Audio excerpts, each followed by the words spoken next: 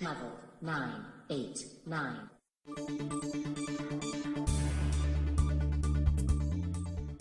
Welcome to 989 on Health, a show where you don't need years at university to understand the latest news about health and related subjects.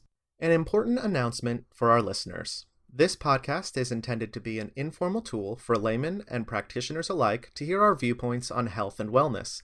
Don't rely on the information in this podcast as an alternative to medical advice from your doctor or other professional healthcare provider. For the full disclaimer, please see our website. I'm Mike Davalos, just a guy, an average Joe, and I'm joined by the opposite of average, Brandon Weintraub, a primary care physician. Good morning, Brandon. And good morning to you, Mike. Our topic for today is the future of medicine. I believe you have a special greeting for our listeners today. Welcome to the world of tomorrow. For those of you who don't know, that's reference to the great science fiction animated show Futurama. Can we get you to do a Dr. Zoidberg voice for the rest of the episode? I wish. We'll definitely need Billy West involved if that's the goal. Okay, everybody, brace yourself. Today is going to be different, a weird episode. The future is a strange and unnerving place, and we're going to have a ton of links to various news articles and other info. You can read through these, as always, at level989.com. Most of the future in medicine shows I've watched or listened to have been about research and development projects that are amazing everyone with their results. You know, these research scientists are all cheering, spraying each other with expensive champagne, high-fiving. They deserve praise. These brilliant folks have worked really hard for decades and have some really amazing Alzheimer's or bone marrow or cancer treatments that are showing very compelling results in mice, fruit flies, or fish. But while human trials seem right around the corner, none of these miracles actually show up on the menu at my doctor's office. Now, is it just me? And if I'm right, why does it seem to take 10 years to get a new drug approved for use by the government? Well, I think we can clearly and safely say that you've got things right. It seems like every time I open one of my news feeds, there's another article excited about a soon-to-be world-changing drug that's been discovered and is just about ready for human application. There's always a wide selection of reasons that a breakthrough takes so long to become commercially available to the public. One of the most important is the FDA, the U.S. Food and Drug Administration. I'll spare you the historical details. There'll be links on our website. But suffice it to say that the FDA's role in medical research and advancement has only become more significant since its founding.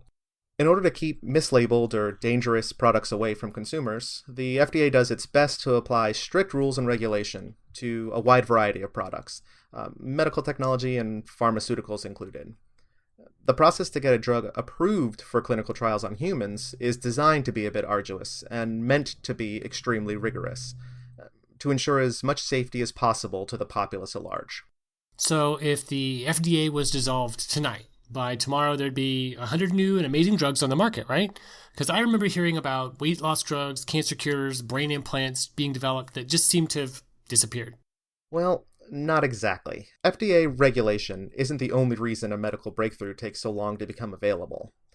Scientists, even if they do their best and try out a promising drug in every conceivable way, often find that the root cause of an illness or the mechanism of action of a drug just won't result in a viable product in the way that they were hoping. Or it turns out that in animal testing, the drug may have amazing potential, but it just also happens to have a dangerous side effect that means it can never move to a stage where humans can see its benefit. Quick side note, side question. If we're curing all known ailments in mice, how seriously should we take the very real threat of unleashing a super mouse on an unsuspecting world? Well, right now, I would say the likelihood of a mighty mouse being created and then released on an unsuspecting populace is pretty low. However, I don't want our listeners to discount the idea that mistakes can be made. If you're actually interested in seeing a containment release event, you should look into the import and the subsequent issues that we have in Florida with a plant commonly known as creeping indigo. I think one of the big problems with the advance of medical technology and how the average person thinks of medicine is the idea that the scientists involved in research have a very good grasp of the underlying complexities of biology. Based on the tone of medical news stories, it feels like we've got this stuff all figured out. Immortality must be just around the corner. The reality is we've made a lot of very careful, clever observations of the natural world over the course of human history, and we know an amazing amount already, but we're hundreds of years away from really understanding the full complexities of biology and health. I think we need to demonstrate a few hard truths in all this. I have a few questions for you. Ready?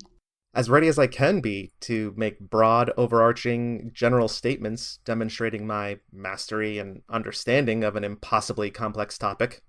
First, I'd like to make it clear I'm not trying to detract from the truly amazing work that all doctors and researchers have done and do, but I want to show where we humans are in scientific understanding right now before we move on to discuss the future. Okay, I'm going to hit you with some true or false questions, but feel free to elaborate. You don't have to stick to one-word answers. Not that you need my permission. We all know you're going to talk at great length anyway. True or false? For probably 90% of all medications, medical science still cannot say exactly why a drug works, exactly how it's impacting the body, and what the long-term side effects will definitely be. True, with a small addendum. The percentage may actually be a little higher than 90%. Even with medications that have been around for the longest periods of time and used the most prolifically, the final actions and impacts of the interaction with the human body often boils down to the mechanism of action is not fully understood. Exactly as I thought. Okay, true or false? There are 10 times more bacterial cells in your body than human cells. True, and check our website for a neat little article found in Scientific American. Next, the wide variations in exactly which bacteria live inside you can have a huge impact on your health. True. Let's consider just a small portion of the human body, the stomach, and look at the importance not just of the bacteria, but even of the variety and balance of those bacteria. Just a small imbalance of bacterium in your stomach can lead to a lessened immune system, decrease in the effectiveness of vaccines, even a host of other problems. It may even be a factor in how much weight your body tends to store or lose. And next, we're only just scratching the surface on how a human body's balance of bacterial colonies impact our health. Especially true. It's only within the last few years that medical science in the West has begun to make critical statistical connections between the flora in your stomach and the function of a large number of systems in your body, including the brain. Just imagine all the functions and actions that bacteria could have that modern science just hasn't confirmed yet. And heck, they may not even know that there's anything to confirm. I know we've had a fair number of links already, but I urge our listeners to check out one link we'll have available on our website from IFL Science, which is a favorite website of mine, by the way, to learn a little bit more about the importance of maintaining a healthy set of stomach flora. There are hundreds of billions of bacteria in the world and millions of them in your body, and I think understanding their role might be the most important part in the future of human health. One of the initial ways that bacteria are being used in a very crude way to treat illness is when you have a Clostridium difficile infection. That's a very unhappy colon. You've got diarrhea, dehydration, fever, abdominal pain, and a lot of times the microbes responsible for the illness have a resistance to antibiotics, so it's difficult to treat. In cases like these, doctors can perform what's basically a poop transplant. And it's early days yet, like all the great research is, but poop transplants have shown signs of impacting all sorts of illnesses, things like multiple sclerosis, depression, Parkinson's, and more. It's hard to believe that a poop transplant is actually a legal medical procedure of the modern day. It sounds more like something from hundreds of years ago. But it seems pretty clear that doctors are only doing poop transplants because they don't have the access to specifically curated pharmaceutical grade, specifically engineered and balanced colonies of colon microbes. Partially because we don't know exactly what a healthy ecosystem of gut bacteria should consist of. Brandon, any comments on poop transplants? I heard people are even doing them at home without the assistance of medical professional type people. Well, this is actually a topic I have a bit of background in. Wow, that sounded really weird to say out loud. Fecal transplants are actually first documented as being used in the 4th century China. The practitioner Li Shizhen, and excuse my mispronunciation, used samples he had collected to treat poisoning, diarrhea, and a wide variety of abdominal issues. And ever since then, fecal transplants have been in the education of students of Chinese medicine as potentially helpful in the ongoing battle to improve patient health. It's only relatively recently that Western scientific research has begun to indicate that, surprise, there actually may be something to this idea. We established that even in today's scientifically advanced medical community, doctors don't know exactly what bacteria, and in what balance, are best for optimum body function. By using donor feces, we can potentially adjust the flora in a patient's body, even without exactly understanding the complete environment. I know a few people who have digestive troubles, like irritable bowel syndrome. I guess I'll just go tell them to start prepping the blender. Well, your initial concern is still valuable. I strongly advise our listeners not to run out and buy the supplies needed to complete your own fecal matter transplants, or FMTs. And that's assuming you can find a donor willing to be part of the process. Even outwardly healthy individuals can have parasites or a blood-borne illness that could seriously harm the recipient. And that's not to mention any of the things that could potentially go wrong every time you have to receive a fecal transplant. And that's right, you need more than one, to ensure the flora were able to integrate into your system appropriately. So, as always, make sure to consult your doctor before deciding to try any procedure, including FMT. You want to be sure that you have a healthy, viable donor, and that all precautions are taken before making any decisions. Unfortunately for our American listeners, I know that for a long while, the use of FMT was actually halted in medical clinics for everything except C. diff-related concerns. I don't know if this is still the case, but it may be difficult to get a modern medical facility to accept your request for more information or to have the FMT procedure done. If you think you might be a candidate, you can check on our website. We'll post an article that I don't entirely agree with, but it'll give our listeners a list of things to consider before making any decisions about trying fecal matter transplantation. I think the most important takeaway from what you just said is, and this is probably very clear to everyone, but I just want to be sure, if you're thinking about trying this at home with your spouse, in doing so you might infect them with a parasite or a disease you don't even know you have. So really, please leave it to professionals who will be able to test and screen you and your intended recipient, and the professionals will perform the whole procedure safely. Because when you really think about a poop transplant, you realize you can't just deposit a few ounces on or near the back door. The material needs to be delivered to just the right spot, which might be quite a few inches into the colon. And is the tube you're using medical grade, the proper gauge for colons? Is it sterile? Does it have a sharp edge? Is it abrasive? If you scratch the wall of the colon or the rectum, the person could get a bad infection.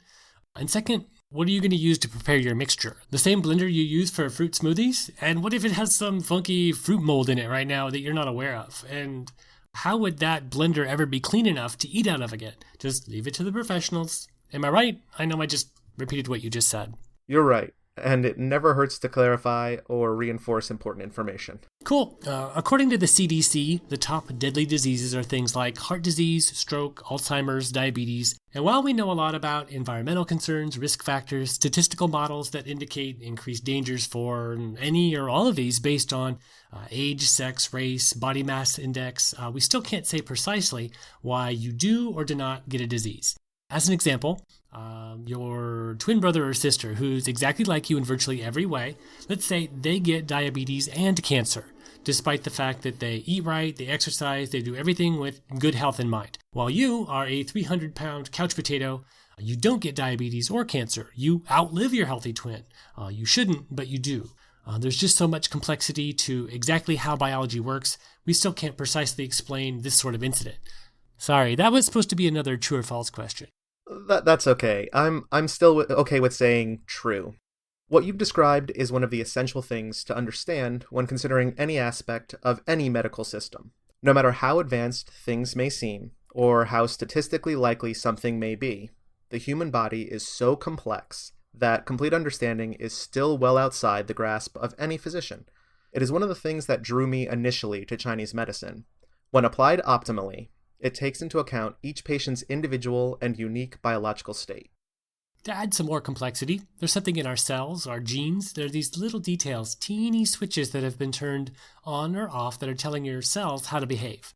It's not changing the genes themselves, just playing a role in how the genes do their work. It's like an app on your smartphone. The running app doesn't change the main operating system of the phone itself, but it lets you do different things with the same phone. It's called epigenetics, and it's early days yet, but it's thought that in your parents, your grandparents, other ancestors, things in their environment, their way of life, whether they were smokers or drinkers or coal miners, or they were just exposed to DDT or asbestos or just high stress their whole lives. All of that can impact how your genes in your body work and what diseases might hit you. And by the way, bacteria also have epigenetics. So you and I could both have a strain of E. coli, but yours can have more antibiotic resistance than mine. So let's say I have 50 epigenetic switches that are all set to early death. Can I go into the doctor and get some therapy to fix this? So, the study of epigenetics is something that piqued my interest long before it became scientifically acceptable to mention it in an academic crowd. I even presented a paper to my fellow students regarding the topic. The short version is that, at the present time, epigenetic research and treatments are at such an early stage that flipping those early death switches wouldn't be possible. The first reason being that even if there were 50 clear epigenetic markers that were linked to something that caused early death, science doesn't have a good enough understanding of all of the switches to determine which would need to be adjusted, or a thorough enough grasp of how those switches interact and cause other changes down the line. You might flip one switch, only to find that this causes a previously unexpressed symptom, something new, worse, different, or heck, even just not functional, to activate instead. The second reason a doctor couldn't flip those 50 switches is that we're still on the precipice of finding a method that can accurately and without error target such specific portions of the genetic structure and change them. Some research is getting pretty close. Effective genetic-specific cancer treatments are hopefully right around the corner, but modern medicine just isn't there yet. If a doctor can't help with my epigenetic switches, then what can? Well, there isn't a special injection that you can get from your local hospital. But interestingly enough, you don't need it to start changing the way your genes express themselves. Some studies have shown that there are a number of things that affect epigenetics. Eating habits, exercise, stress levels, quality and amount of sleep. Hey, what about that? Those sound like the 4 pillars of health I think are so important. Honestly, even how a person's parents lived, for example, did they smoke, even long before that person was conceived, seems to have an effect on gene expression. It isn't going to turn someone into a superhero overnight, but if you change how you eat and other aspects of your life, your genes can actually change the way that they're expressed. Okay, so we've spent some time establishing that while our modern medical science is pretty amazing, we still have a long way to go. That's a bit of a downer, but now let's try looking up to future possibilities. I'm going to hit this here future button, has a big smiley face on it. That's encouraging. Everybody hold on, I'm not quite sure what this is going to do. Welcome to 989 on Health, a show where you don't need years at university to understand the latest news about health and related subjects. An important announcement for our listeners. This podcast is intended to be an informal tool for laymen and practitioners alike to hear our viewpoints on health and wellness. Don't rely on the information in this podcast as an alternative to medical advice from your doctor or other professional healthcare provider. For the full disclaimer, please see our website. I'm Brandon Weintraub, just your average acupuncture physician, and I'm joined by the opposite of average, futurist Mike Davalos. Good morning, Mike. Good morning. This is a little weird. What's going on here? Our topic for today is the future of medicine, part 2. I've decided to call it Theory and Conjecture. As our regular listeners may have already realized, we've decided to change the format of today's episode a bit. Usually, Mike is kind enough to come up with a list of intense and useful questions, and I do my best to respond using the knowledge I've gained through my experiences and education in Chinese medicine, as well as a host of other resources. Today, however, I thought it would be exciting to put Mike in the hot seat. How you feeling, sir? You know, I thought being on this side of the desk would make me feel powerful, but suddenly there's this pressure to do more than just ask difficult questions and then make jokes about the answers. Oh, you'll be fine. Let's start with an explanation for the reformatting. For as long as I've known him, Mike has had an uncanny ability to take his experiences, whether it's from work, research, or life, or schooling, and then sort them aside with current events and past events and trends, and somehow produce these stunningly accurate predictions of what's coming in the future. Since I met him, he's predicted a host of now realized events: the rise of 3D printing, the creation of news aggregators, heck, the free wireless internet push that's still going on, just to name a few. I presented the initial idea about the future of medicine, specifically with this skill in mind. I thought it would be interesting to hear what Mike had to say regarding our future cybernetic physicians/overlords. So, Mike, what's the next big thing? I don't know if it's the next thing, it's the biggest thing, but there's one major breakthrough that's going to change medicine for all time. They're tiny robots called nanobots. I think you and I once jokingly discussed that nanobots would give anyone the ability to regenerate like Wolverine does. And that's the comic book character, not the furry woodland critter. And if Wolverine gets cut or damaged, he just immediately heals. Okay, so we have tiny machines flowing in our veins. How would that work to help heal someone in superhero fashion? And follow-up. Wolverine also can't get cancer, doesn't get sick. How would that work? Well, imagine thousands of tiny robots flowing through your bloodstream like a synthetic immune system on top of your normal one. And their job would be to help the body with any and all problems or repairs. Everything from killing cancer cells to mending a broken bone or closing up the cut on your finger or even regrowing a finger. But in the end, the body would more or less maintain perfect health. Right now, there's a lot of systems in the body that prevent what the body sees as overgrowth. That's why you don't regrow a finger that you cut off, because it's a little too close to cancer, and that leads to death, and the body wants to avoid that, even though we can't directly fight cancer with our immune system, for the most part. So a nanobot immune system would be able to be intelligently guided, and therefore we could regrow that finger, even though our normal systems can't do it. Well, that would certainly take away my job, but sounds pretty ideal to me. How long would you imagine we are from realizing that as a medical reality? Oh, this is hundreds of years away. I mean, let's shoot for the year 2316.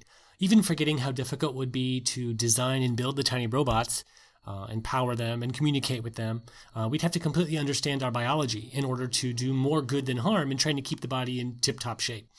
I can imagine that initially nanobots would be used only at the hospital, maybe to repair organ or spinal cord damage, and decades after that they'd become a part of daily life.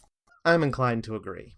Okay, so no quasi-magical tiny robots floating around our bloodstream and healing every potential ailment and injury instantaneously.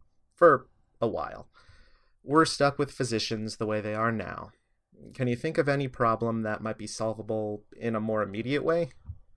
Well, there are hundreds of medical studies, research findings, and actual factual medical advances every year. And even if you as a doctor, say you're a cardiologist, try to read every single bit of new information released that applies to cardiology, you're going to spend all day, every day, reading, with no time left for patients or your family, and still you're never going to catch up with the new research. So some folks say human doctors shouldn't be expected to do this kind of major reading. Maybe it should be done by a computer. I think I read a New York Daily News article, something about this. The IBM supercomputer Watson managed to diagnose a patient while all the human doctors were baffled. Yeah, I heard about that too, and I spent the next few days afterwards seriously concerned that we human healthcare providers were fighting a losing battle, and that our patients would be better served by a parade of computer-driven algorithms for diagnosis and treatment. Thank goodness, not a week after this report hit mainstream media, another study started popping up everywhere, confirming that doctors were in fact statistically better than just computers at diagnosing their patients. Full disclosure, the study only involved symptom checkers, and not all the other forms of computer-related medical tools, so Watson wasn't included in the results. Well, it's kind of like that doctor TV show, House MD, where every week all these other doctors were unable to diagnose a patient who had a really weird set of symptoms. But none of the normal diagnoses turned out to be true. So the patient is sent to this amazing genius diagnostic guy and his team who always figure it out. But in the real world, most of the time, the normal diagnoses are going to be the correct ones. And the Watson computer and others of its kind are going to be a valuable asset in those instances where a really unusual diagnosis is needed. But you know, all this talk about computer doctors make me think of the holographic computer-generated doctor on Star Trek Voyager. You see, the human doctor died in battle, I think, and they're lost in deep space, so they activated this prototype computer doctor to fill it. Which makes me think of the Star Trek holodeck itself, which all us sci-fi geeks love to dream about. For anyone who's not familiar, in the holodeck, you just ask the computer to create a completely lifelike scene. A mountain to climb, a river to kayak in, and it's all realistically simulated in this very high-tech room. You can actually touch and feel everything. I imagine being able to create hiking paths, hiking buddies, all the gear you need, the perfect weather, all at the touch of a button. I know for a fact that I would exercise more if I had a holodeck. I forget where the idea first came from, but there's a theory that virtual reality, or VR, is going to be the end of humanity. That we're going to have so much fun immersing ourselves in fantasy worlds that we won't be interested in doing anything else. An unfortunate possibility, but one I hope will turn out to be unrealized. If I were to hazard an opinion, I'd be willing to bet that once the technology had advanced enough to be worthwhile and truly immersive, it would turn out to be similar to any other addiction out there. I still remember when the internet was just coming into the hands of the general populace, and it seemed like it was nothing more than a curio.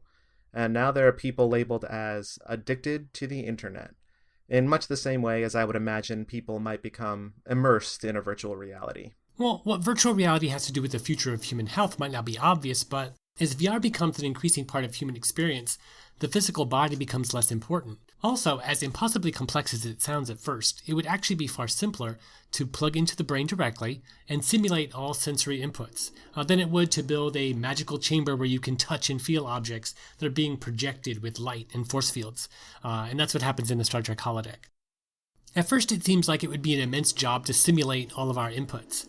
But the human brain is the most complex computer ever, and it's far simpler to simply tell the brain, you are in a city park, which nudges your brain to automatically build the environment of trees and grass and sky and populate it with kids and parents and ducks. And this is probably what's happening in dreams, right? Just very simple inputs that turn into entire complex vignettes. In a simplistic way, I think that sounds about right. Although modern scientific theory believes that the images we see during dreaming is more from random information being processed from previous experiences, almost like a screensaver that the brain creates while it organizes the input from the previous day. So how does this apply to medicine? If you spend all day, every day, jacked into the Matrix, I can't help but wonder, do you need a physical body at all? There could well be a time in our future where a portion of humanity decide to go the Futurama head in a jar route. We can't do it yet, but it has to be a lot easier to keep a 3-pound brain alive than an entire 175-pound body healthy. Once you have a happy brain outside a body, you can have an entirely artificial body. No cancer, no arthritis, no broken bones. You cut a fingertip off while sawing something in the garage. Hey, a little super glue. You're all set. This probably seems impossible right now, but the future is long. I think that's actually a pretty provocative possibility. We're not here to bring up the really worrisome questions, like, if you're just a head with electrodes connected to an artificial body, are you still actually alive and actually you? Because in that direction madness lies. But in terms of the future of medicine, it could mean a pretty big step in ease and comfort of daily life. Problems with pain? Why? Doctors will be able to just change the sensory input, or maybe replace the malfunctioning part. Need a vacation to relieve the humdrum of your daily life? You could just take a vacation from your office chair to any location, anywhere, courtesy of a reality that is indistinguishable from if you had actually traveled there yourself. And you could take what felt like a week or, hey, a year off work in just a few moments of real time, if it's all just inputs to the brain. Think of like a total recall situation. You're just going on a vacation. It feels real. You didn't really go anywhere. But let's go another step in a weirder direction. There could be a portion of those jarhead folks who decide to dispose of the brain completely, skip the jar, and just upload their consciousness to a computer. Then the only viruses they'll need to worry about will be digital. Huh? No laugh? Fine. This is all hundreds of years in the future, of course. To bring this discussion back to things we can actually expect to see in our lifetimes or in the next couple of generations. In Japan, there's a growing concern about the millions of aging and elderly citizens with not enough healthcare nurses and attendants to properly manage them all. So they're developing robots to help out. There's an article about this we'll link to in the show notes. And in the article, they explain that by 2025, Japan will have a shortage of 1 million healthcare workers. That's a big, scary number, and they're trying to solve the problem with robots. Now, Brandon, I don't know about you, but I don't have a home robot yet, not even a Roomba vacuum. How about you? Are you looking forward to your in-home healthcare bot to resolve your every healthcare need? Well, as it mentions on our website, in my little biography blurb, I used to work as an IT and a network administrator, and a programmer too. Knowing what I do about computers, technology, I am definitely not ready for a robo-caregiver. I don't have a Roomba either, but my folks did have a Scuba for a little while. It worked okay for a while, then had to be sent in for repairs, and in the end it has been stored away in a closet, or thrown out, I don't remember. Because honestly, it just didn't do a great job mopping the floors. It just got everything wet. I can imagine that same engineering which is still adequate for auto cleaning, and I'm sure it worked perfectly for some people. You scale that up into some sort of machine that is responsible for important aspects of healthcare. I looked at the link you mentioned about the creation of robotic assistants in Japan, took one look at the RoboBear, and I just shuddered. Just a little. Don't get me wrong, in 50 years, when processing power and motor control has been worked out a little better, these might be amazing tools. I'm concerned that with current technology, though, we might be looking at more work rather than less, just keeping the machines running correctly. I really feel that even if it takes another 50 years, healthcare bots will be helping out with the elderly and possibly with young kids, too. I can see the use of household bots increasing from both ends, old and young, until every household of any and all ages has a household health bot. Science fiction always shows robots doing all the chores, but it's possible that a human cleaning and maintaining their own home will be seen as healthy physical and mental activity. And robots may become more of a cross of life coach and nanny to us all, rather than servants or slaves. It's not hard to imagine a household robot enforcing rules and goals for which foods we can and cannot eat. The easiest way to control food choices is to be in charge of preparation. We humans are lazy creatures, and if the robot whips up a healthy meal of expertly prepared veggies and serves it up all hot and steamy, we'll probably eat what we're given. We probably won't be willing to prepare our own food. Soon the robot is controlling most aspects of our lives, including the amount of cardio we're getting, limiting the number of hours we're laying around consuming streaming media.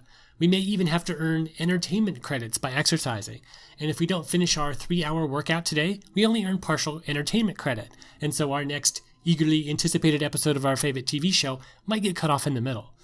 Having nannybots ruling our food and exercise seems pretty unlikely for anyone who's an adult now, but as generations of kids grow up with robots, the whole idea will be much more normal and palatable, and in the end will lead to longer, healthier lives. What do you think? I guess I'm not honestly sure. I agree with you for the most part. Willpower is difficult to muster, and if I'm coming home to a robo-cooked meal of vegetable medley with a light wine sauce, but what I really want is steak and potatoes, and the robot refuses to cook for me, I'd probably be likely to eat what was prepared. But I'm afraid I see the opposite happening, whereas I am a mighty human, inventor of the ChefBot 9000, I'm not going to let it make immutable decisions for me. Instead, I'll provide it with instructions to make whatever food I will it to, whenever I want.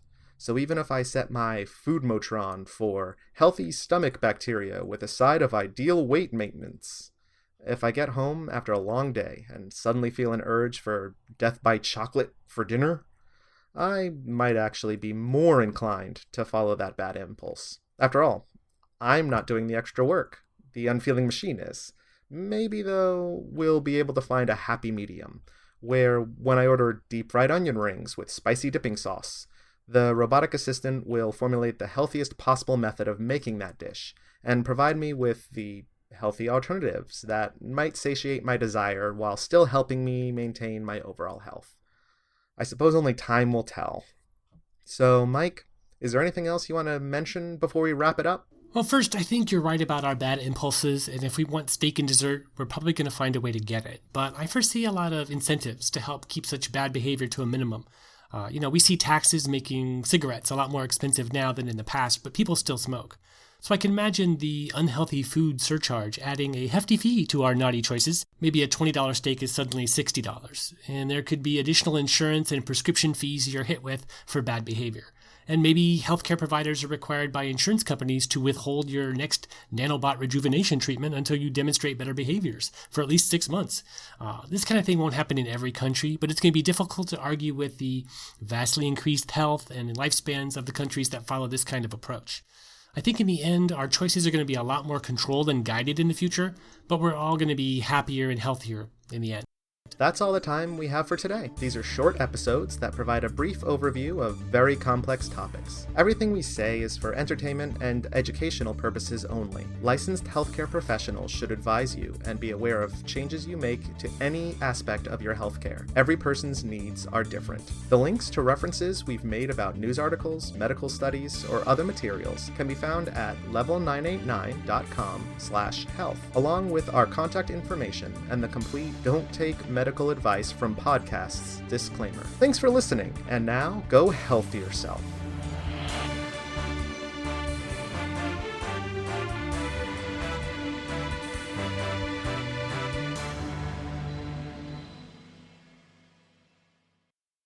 I want to talk a little bit about Firefly.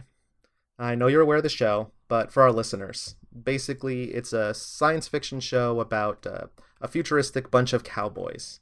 The important part is how society is constructed. Essentially, there's two levels. One is the center core planets, which are incredibly wealthy and have medical services beyond the reach that most people can imagine. The other side of things are the outer planets, which have just recently been colonized and have little to no medical advancement. If you're wealthy, if you live on the core set of planets, you've got access to items that can improve your health beyond comprehension. If you're not, you're kind of at a loss. So, Mike, your question is this. Do you see this as an accurate portrayal of the healthcare that we'll be seeing in the future? Will there be health for the rich and health for the poor? And if not, what do you see instead? How can we avoid this bleak dystopian future? That's a very good question. I think for a very long time to come, there will be a big division in healthcare just based on what you can afford. The research and development costs so much and takes so long that, the big research companies need to charge a premium to recoup all their investments. And then there's price gouging, like we saw with the recent EpiPen price increase. I don't know if you saw that. Yep, absolutely. They marked it up 200% or something? Fortunately, though, an open source group created one shortly afterwards that I think cost $10. Hooray! Right. So that's going to continue to happen as well. The companies are going to try to keep the prices high and the poor people just can't afford to participate. But there's going to be more and more of that, people getting together and helping out the little guy. I mean, right now we have a lot of third world countries, but they're all slowly being developed. In one way, it's interesting, we're developing third world countries by building call centers there. And suddenly somebody who maybe was a laborer or a farmer or a factory worker, now they're working on a computer and they're learning all these tech skills. And so just by outsourcing our technical jobs, we're lifting up all these other countries that probably wouldn't have done it as soon. So I think it's just a matter of time before the medicine gets out of the hands of the big companies. But I think it's going to be hundreds of years, unfortunately. I'm sorry to say. Yeah, I hate to agree with you. But I think we're in for a rough ride as well. As much as I'd love to believe that the little guy, the people who are open sourcing things and the kind of groups that created the $10 EpiPen, I don't know how accessible that is going to be to the average person. It'd be nice to think that the companies were available and you could just buy the EpiPen for $10, but I think that the regulations that are already in place are going to set limitations even on that. So I think you're right. It's going to be quite some time before we start seeing a sort of balancing between the costly medicine and the general populist medicine. But I'm certainly going to hope that you're right, and that as things continue to increase in cost, there'll be some underdog out there to balance things out.